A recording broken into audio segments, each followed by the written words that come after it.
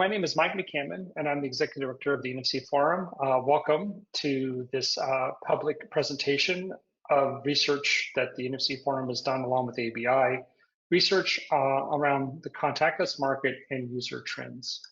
So before we get started with the survey results, I wanted to give you just a super fast overview of the NFC Forum. If you're not familiar with the organization, we're advocates for the contactless lifestyle, if you will. There are approximately, well, actually 570-ish member organizations. We should get to 600 here very soon. And our goal is to basically promote the contactless lifestyle. We have a wide diversity of organizations in the technology, consumer, electronics companies, and you can see our board members. These are the 9 companies here. We really are not only working internally, but also actively working to collaborate with dozens of other adjacent technical bodies for other solution sets, not just payment, but also in transit, digital key, packaging, sustainability, and automotive. Oops, sorry. If you're not familiar with NFC technologies, near-field communications is kind of a broad umbrella term for lots of different short-range wireless groups. We are the group that's doing standards-based short-range wireless and primarily targeted at handsets and wearables. And it's really designed for one-to-one communication. There are other NFC technologies, for instance, like UHF RFID, which are designed more for one-to-many. So think of specialized readers in stores doing inventory, which is very, very different, same basic technology. But what we're really focused on is that device to device. So my phone tapping to a payment terminal, my phone unlocking the door, my phone reading information, my watch payment, those types of things. So it's really about device to device.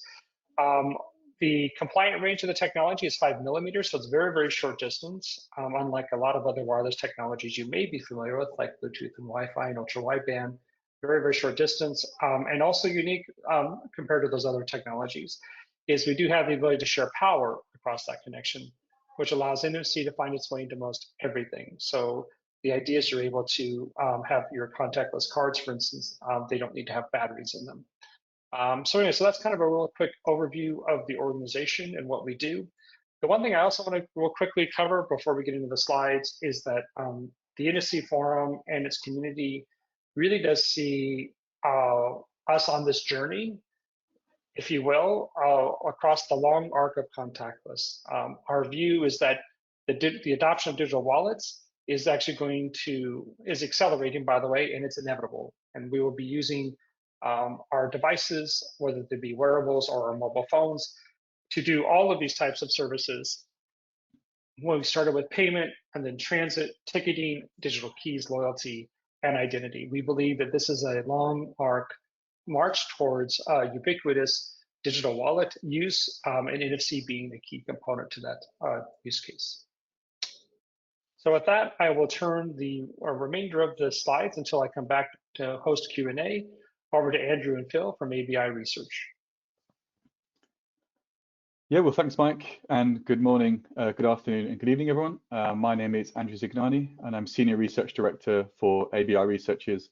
As part of this role, I'm responsible for our market data, forecasts, and research reports for technologies such as Wi-Fi, Bluetooth, 82.15.4, ultra-wideband, and of course, NFC, across many different applications ranging from smartphones and consumer electronics to the smart home, wearable devices, and the IoT.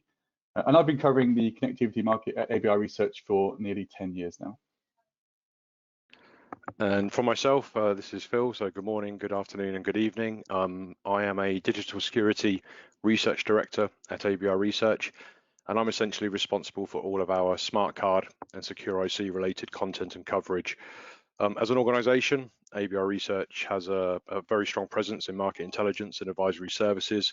And for myself, very much focused on the smart card technologies, which are used across both card and embedded formats across key secure market applications, including payments, government ID, and ticketing. And I've been covering NFC as a technology for over 10 years now. Next slide, please. So yeah, thanks, Phil. So today, Phil and I will be sharing a brief summary of some of the key findings from our latest 2024 NFC contactless market and user trend survey. The aim, similar to previous surveys, is to provide some guidance, some insight and recommendations around consumer attitudes, experiences, and understanding of NFC and contactless technologies, as well as some new insight into future non-payment related applications and attitudes towards future NFC innovation. You may remember that we have also conducted similar surveys both back in 2022 and 2020, and we hope to share some additional perspective on how the market has evolved over the last couple of years, and we'll reference some of the key changes in the results between the different surveys throughout this presentation. In addition, a more in-depth slide deck has been shared with the NFC Forum membership, which provides some analysis on responses to many more questions, which we'll discuss at the end, some extra and additional insight, as well as some extra granularity across different regions. But before going into the specifics of the results, I just want to provide a brief introduction and background to the survey itself and explain how some of the results were achieved and what the aims and ambitions of the survey were. So firstly, similar to the previous iterations, the overall goal of the survey was to try and build a better understanding of consumer adoption, experiences, and familiarity with contactless and NFC technology at both the global and regional level.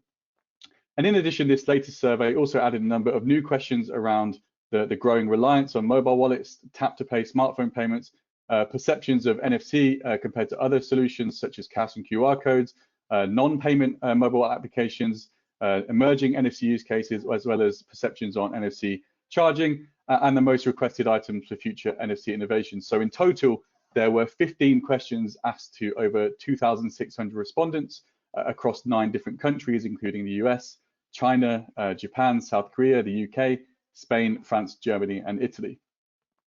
And one thing I really want to highlight at the start is that the survey was really intended to capture users of contactless technology, and more importantly, users of a mobile payment wallet platform. So as a result, the screener question asked respondents if they'd ever used a smartphone or a smartwatch to make a contactless payment. And those who had not used either were terminated from the survey at this point, meaning that only users of the technology were included in the results. And this is just worth bearing in mind for some of the questions posed throughout the survey. And in total, we found there were 562 survey terminations, meaning that over 82% of those surveyed have used a smartphone or smartwatch to make a contactless payment. So very encouraging adoption across the board. And to discuss some of the other major takeaways, I'll briefly hand over to Phil, who will provide a summary of some of the key findings and results of the survey. Thank you, Andrew. So next slide, please. Perfect, thank you. So before we jump into some of the specific results, we wanted to present what we believe to be the most salient takeaways from the survey. We have pulled out, the top 5. So in no particular order. Firstly, we could say contactless has flipped from a card-first to a digital-first user experience. 55% of respondents prefer to use their phone or watch to pay over a card. And 2 years ago, this was at 47%, so a good increase there. When compared to QR codes, contactless cards and cash, NFC contactless mobile and watch payments were rated the most secure, most convenient, most reliable, and most easy to use form of payment. Daily use of contactless grew drastically from 15% in 2022. For contactless cards, this is now at around 30%. For contactless cards, this is now around 30%, and for smartphones, it's 27%, which is nearly double that compared to the previous survey, which is fantastic. Consumers are becoming more reliant on digital wallets. 95% of respondents have left their physical wallet or purse at home in favor of taking a mobile payment at least once. When looking at the future innovations of NFC, multi-purpose tap and support for sustainability features rated the highest. Of course, sustainability is a hot topic across all end markets and technology, so there's little surprise that this ranks so highly. And I think the fact that multi-purpose tapped ranked extremely highly demonstrates that users want more functionality from their mobile wallets, and they clearly want to converge the high levels of convenience and reliability into other use cases. Next slide, please.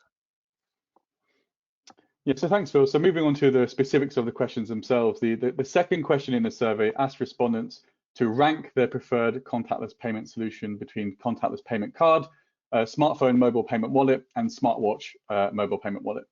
And as the pie chart on the right-hand side shows, as within the 2022 survey, contactless payment cards remain the preferred contactless payment method, with 45% of respondents ranking this first. Smartphone contactless payments remain the second favorite at 39%, with smartwatches at a distant third, or with 16% of respondents. However, as Phil touched upon, there is clearly an increasing shift to digital-first approaches. In the 2022 survey results, 53% preferred contactless payment cards, 33% smartphones, and 14% smartwatches. In 2024, now the majority, 55%, prefer digital solutions, with a 6% increase in smartphone, a 2% increase in smartwatches, while contactless payment cards has fallen by the corresponding 8%. So what can we derive from this? I think, to be fair, there's a couple of takeaways here. I think firstly, NFC payments are viewed as complementary to payment cards. Although cards remain the preferred payment method, it is reducing in favor of digital experiences. This demonstrates the strong relationship, of course, between card and wallet, with the vast majority of wallet use cases, of course, derived in nature from the card. With that said, the shift to digital being the preferred payment method is ongoing, and we will see this supported by some other stats, which will be presented a little bit later in the survey. It is clear that payment cards are not going anywhere anytime soon. They are not competing against mobile wallets, but are complementary. And I think it's fair to say they are the foundation from which mobile wallets are built, underpinned by high levels of familiarity in contactless card technology, and extending this to a digital counterpart. Next slide, please. Yeah, thanks, Phil. So again, following on from the payment method ranking, the third question in the survey asked the respondents how frequently each of the payment methods were being used, with the options including daily, multiple times per week, multiple times per month, and rarely. And for payment cards and smartphone wallets, the majority, so 43% and 40% of respondents, use them multiple times per week, which is roughly aligned with the 2022 survey findings. Smartwatch payments are used much less frequently, with nearly 69% of respondents using them multiple times per month or less frequently.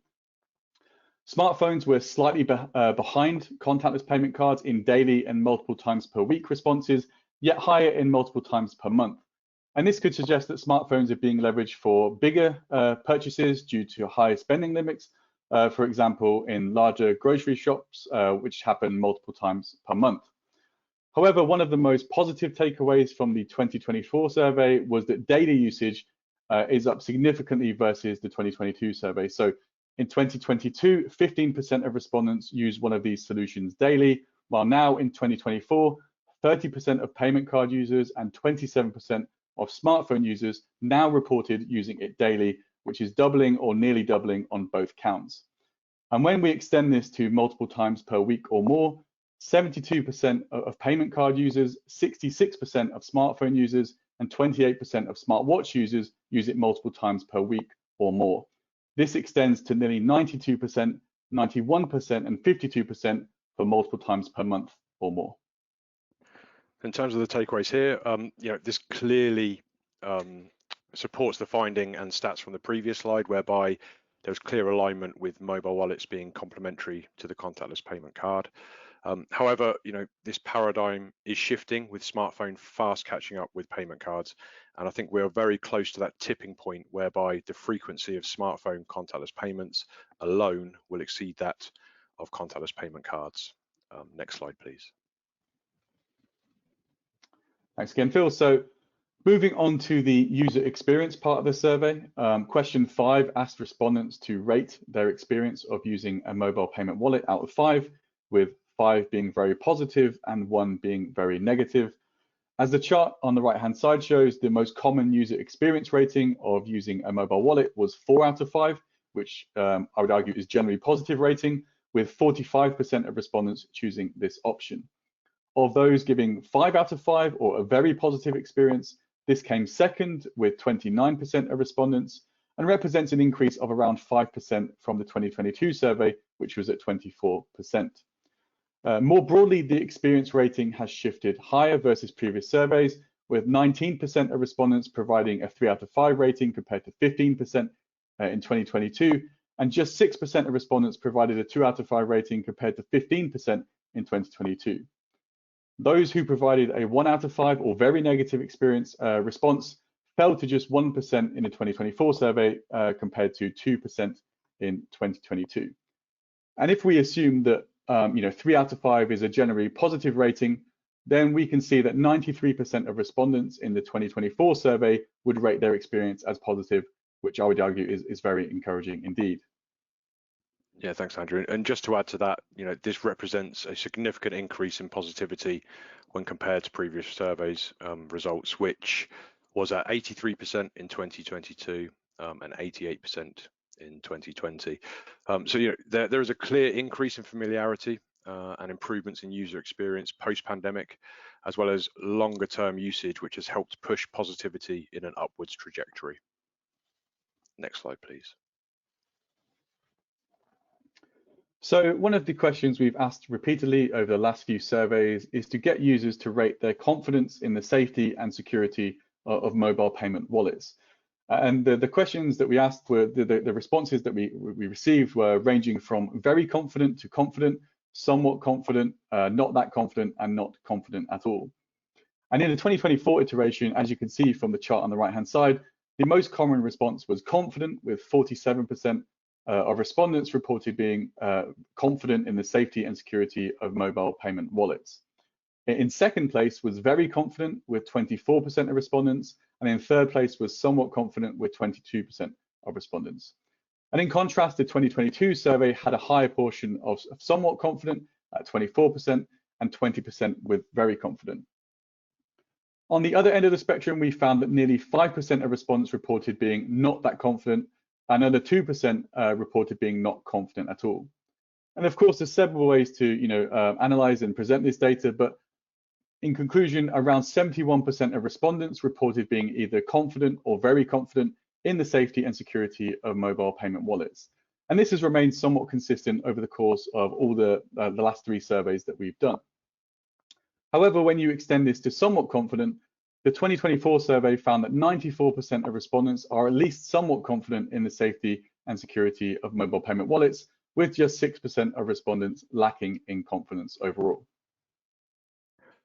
And this shows some significant sort of progression from the previous surveys, of course. And I think overall, the survey shows that users have an increased knowledge and experience in the security of the technology as usage has become more common and matured in the years post-pandemic.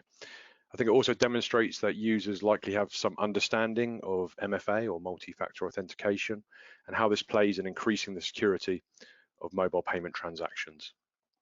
Next slide, please. So one of the new questions for this survey, question 8, aimed to discover if users were beginning to rely more heavily on their mobile wallets by asking how often they leave their physical wallet or purse at home and only take their smartphone and smartwatch mobile payment wallet with them. And what we found is that 95% of respondents had left their physical wallet or purse at home in favor of a mobile payment wallet at least once. And as you can see from the chart again on the right-hand side, a significant number are doing this on a regular basis, with 36% doing this multiple times per week, 31% multiple times per month, and 17% doing this on a daily basis. So this means that almost 84% of respondents leave their physical wallet behind at least multiple times per month, with over half, or 53%, doing this at least multiple times per week. So thanks, Andrew. Firstly, I want to say, this is a very or extremely positive stat. Of course, the end goal of digital wallets is that to replace that of a physical wallet. Although there is a clear growing reliance on mobile wallets, there remains a level of hesitancy, shall we say, to leave physical wallets at home at all times. But this is not necessarily surprising, given that mobile wallets do not currently replace all physical wallet use cases. So we cannot expect all users to feel 100% comfortable today in leaving their physical wallets at home at all times. Next slide, please.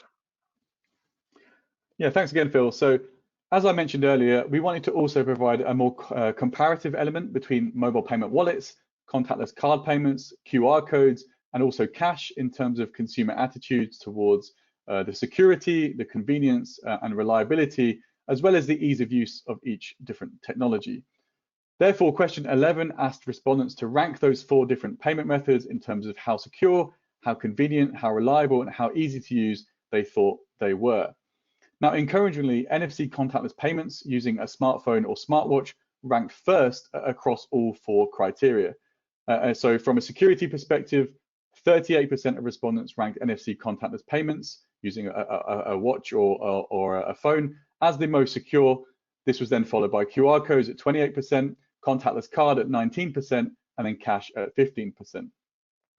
When looking at convenience, again, 39% of respondents ranked NFC contactless payments as the most convenient, followed by QR codes in second at 28%, contactless card at 20%, and then cash at 13%. In terms of reliability, 31% of respondents ranked NFC as the most reliable. This was then followed by contactless cards at 25% of respondents. QR codes came third at 23% of respondents, and then cash was last with 20% of respondents. And finally, the technology regarded as the most easy to use. 42% of respondents ranked NFC as the most easy to use technology. This was then followed by QR code payments at 29%, contactless cards at 16%, and then cash in last place at 12%. Yeah, so firstly, I just want to say, this is extremely positive to see that from a reliability perspective, both NFC wallets and contactless cards are preferred to QR codes. The results also emphasize a growing shift to convenient and easy to use digital solutions over physical approaches, with NFC topping every single category. There's clearly a strong security, convenience, and ease of use message for NFC mobile wallets, thanks to the inherent additional security of smartphone or watch solutions via multi-factor authentication approaches. I think it's quite interesting to see that cash rank last. This is probably most likely driven by the fact that cash is no longer accepted everywhere. Users are often encouraged to pay with contactless credentials over cash. Cash is probably less convenient to carry, and the payment process more laborious and time-consuming than that of a simple tap. Next slide, please. Yeah, thanks again, Phil. So the final question in the survey, question 15, asked end users what they would most like to see for future NFC innovations.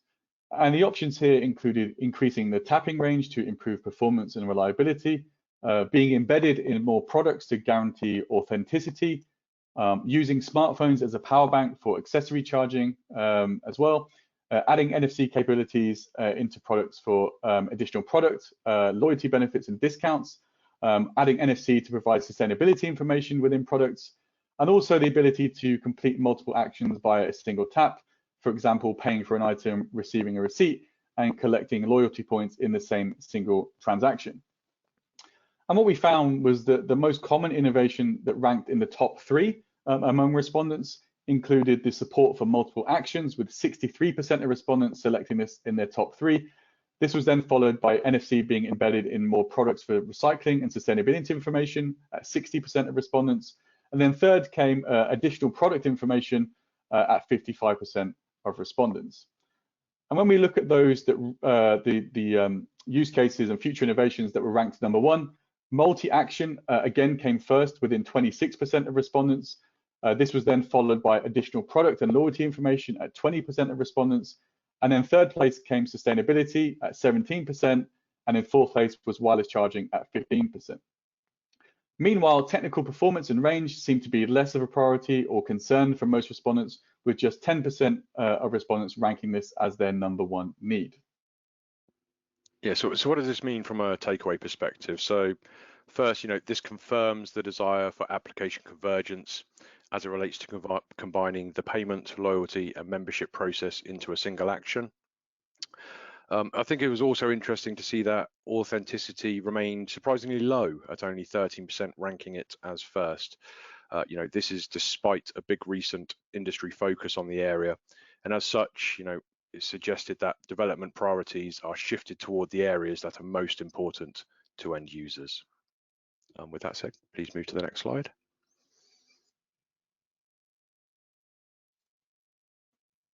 Excellent, thank you. So what are the conclusions that we can draw from the survey, and what are the sort of key recommendations? So first and foremost, payment cards remain the most popular solution. However, there is a clear shift to digital approaches by NFC mobile and smartwatch payment wallets. There is a paradigm shift as it relates to security, convenience, reliability, and ease of use in favor of mobile wallets. And I think this further reinforces the shift to digital approaches. People are certainly using their mobile payment platforms more often, with daily usage significantly increasing, with greater reliance on contactless just overall. Customer satisfaction in payment-related applications is extremely high. This needs to be replicated within other emerging NFC mobile wallet applications. And as such, mobile payments should be the benchmark against which new applications are measured. End users are becoming less reliant on physical wallets. That's pretty clear from the results. The strong desire for multi-tap functionality to combine payments and other applications, such as loyalty schemes, discount codes, and receipts as a few examples, will enable users to be even less reliant on physical solutions over time. Mobile wallets are more than just NFC. Although this is the foundational technology, other technologies, so for example, QR codes, barcodes, or even one-time passcodes, are now becoming increasingly more complementary. I think the perception of mobile wallets is now more closely tied to security or secure storage of credentials rather than a specific contactless technology, which can enable multiple use cases beyond payments. Sustainability is a key consideration for many customers, and there is a broader desire for NFC to be integrated into more products for additional product information.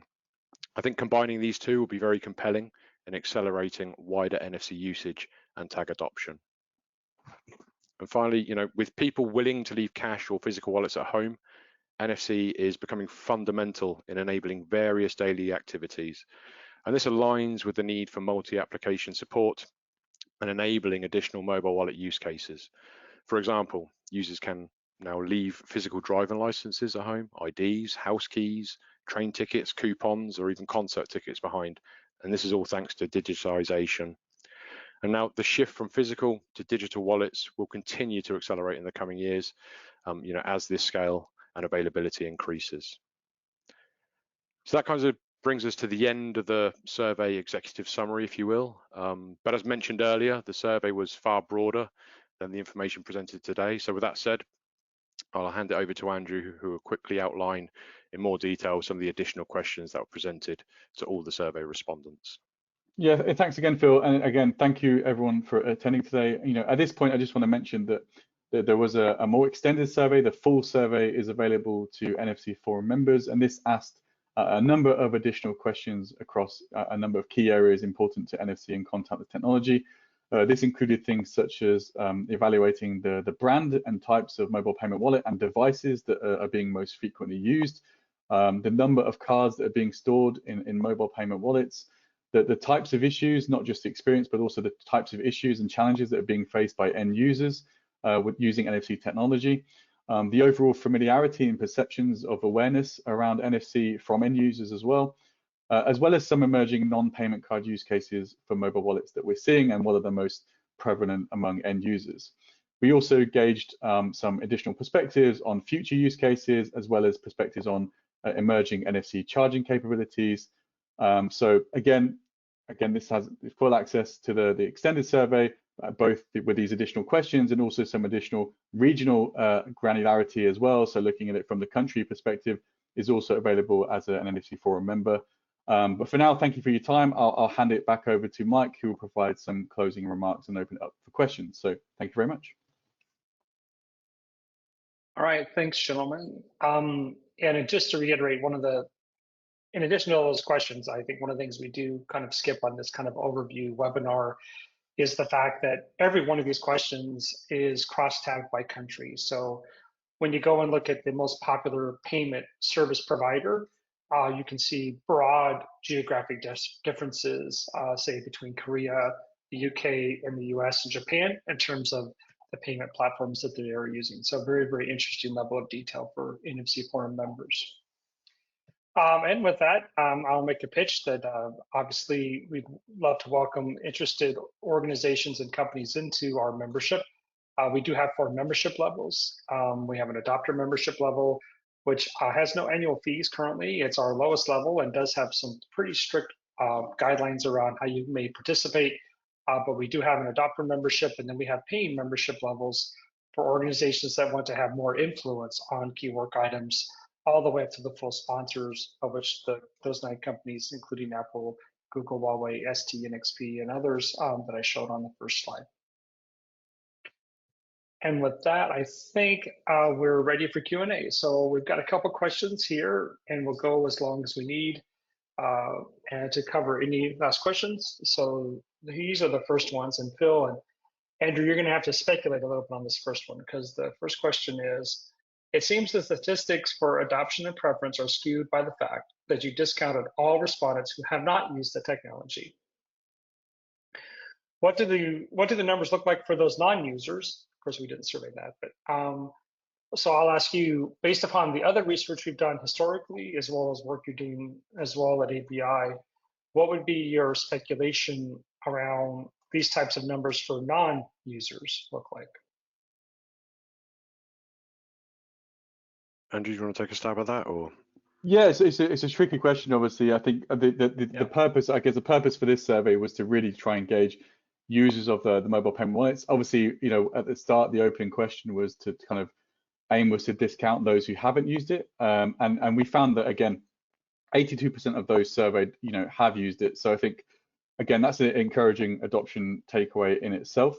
You know, as for those who aren't using the technology, I expect it's a mixture of things. Obviously, we still don't have all devices supporting NFC technology. You know, from our other research that we do at ABI, obviously the penetration is increasing over time for NFC technology, but it's not yet ubiquitous, and that still needs to, you know, be prevalent in more devices. There's obviously, you know, different regional perspectives on the infrastructure, as well as broader education and awareness in terms of what NFC, you know, can do versus other solutions, and obviously strong competition from other elements such as, you know, QR code-based solutions across different regions as well. But having said that, I think, you know, generally there's positivity over the last few surveys in that there's an increase in adoption. The number of people using the technology are going up, and clearly they're becoming more reliant than ever before on the technology, not just for payments, but also for emerging use cases as well. So Phil, don't know if you've got anything to add to that one. No, I was just going to add, you mentioned 82%, right, have used contactless. So was that correct, Andrew? Yes, right. In terms of the payment wallet, so smartphone or smartwatch, that's correct. Yeah. So obviously we can derive that globally 18% have not. So, you know, that's your total addressable market, I guess, as it relates to potential opportunity and increasing the use of contactless and or NFC. That's what I was going to add. Yeah, and I think as well, we've often found that there is a regional variation to that, you know, based on that. So some regions are, you know, looking at 90+ penetration rate. Others tend to, I think, towards like the lower 80s as well. So again, for the additional granularity, we can provide some, you know, regional analysis as well on top of that. But yeah, generally there's also that regional element, I think, which is key to understand why that adoption is perhaps not ubiquitous globally as well. And just to ask the question, do you recall off the top of your head, wasn't the country with the highest adoption, was it the UK? Is that what I remember? Or was it Japan? Or did I get it wrong in South Korea? I think it might be South Korea for this version. Yeah, I think it was very similar before. I think maybe last year's survey may have been Japan as well.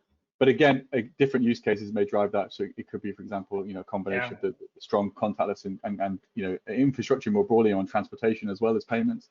So again, regional elements have a key role to play in different adoption across different regions and countries. Yeah, I was asked this question at a conference once, and I did kind of have 2 other additional perspectives that might be interesting to share. So one, I would say that, of course, our study was only in developed economies. So for instance, emerging economies like India was not part of the survey. Now China was. And then also, of course, there's no countries in Africa or South America included in the study. So I do think that, you know, globally, when it comes to contactless adoption, I assume it's quite high, but I think if you include all those other markets, you know, 82% might be an aggressive number to argue, just because there are many people that are unconnected in those other geographies. And then I guess the other comment that I would make is around the adoption of technology like this in emerging economies. I think that's a gigantic opportunity for organizations and companies that are servicing the NFC Forum ecosystem. As handsets lower in price and cost to end users, as rating systems for services change, I think there's a big opportunity for us to look at the emerging economies around the world as a way to provide services to the unbanked through technologies like NFC. So anyway, so just two quick observations. The next question I have is, go ahead, sorry, go ahead, Rian. I Yes. was just going to add to that, Mike. You said 82% might be a little on the high side. I would say I don't believe that is. That's very aligned with some of the other research we've done around payment cards specifically. So we've been tracking those for well over a decade now. And actually the penetration rate of contactless cards is in that range. So it's very much aligned with what we would expect. That's all I was going to add. All right. And I would say that if you have studied anything about the diffusion of innovation and you're familiar with the technology adoption lifecycle curve, I would say that we are kind of entering the technology laggards kind of phase of people that are using the tech or new adopters of the technology because it is so far down that curve.